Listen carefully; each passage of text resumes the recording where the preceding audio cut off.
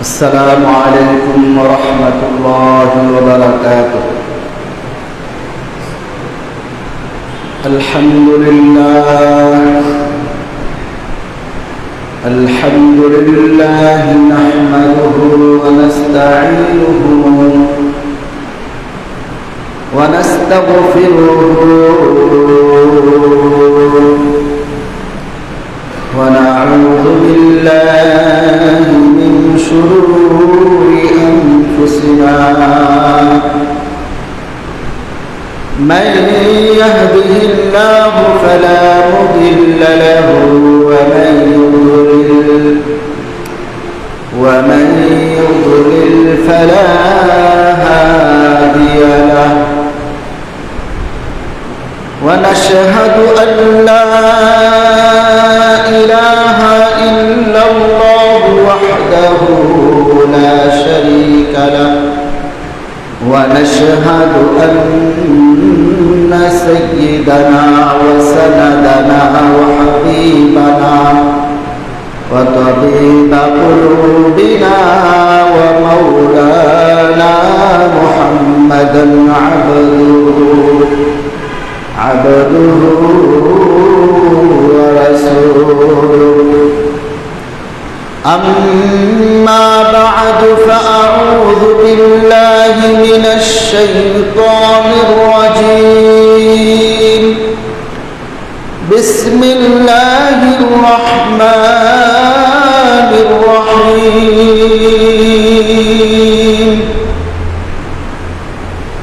يا أيها الناس اعبدوا ربكم الذي خلقكم والذين من قبلكم لعلكم تتقون. الذي جعل لكم الأرض فراشا والسماء بناء وأنزل من السماء ماء فأخرج به من الثمرات رزقا لكم فلا تجعلوا لله أندادا وأنتم تعلمون.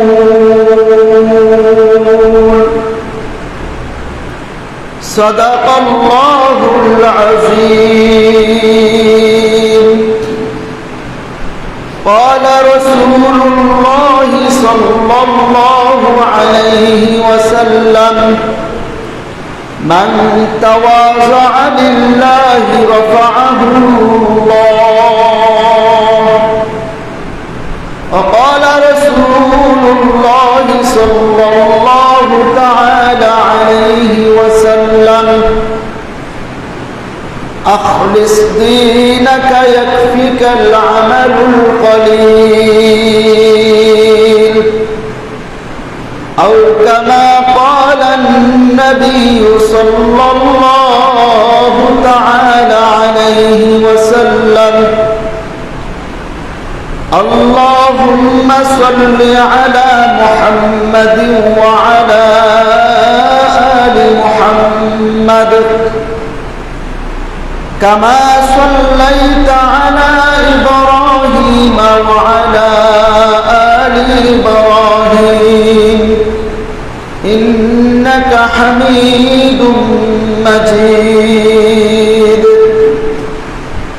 اللهم بارك على محمد وعلى آل محمد كما باركت على إبراهيم وعلى آل إبراهيم إنك حميد مجيد.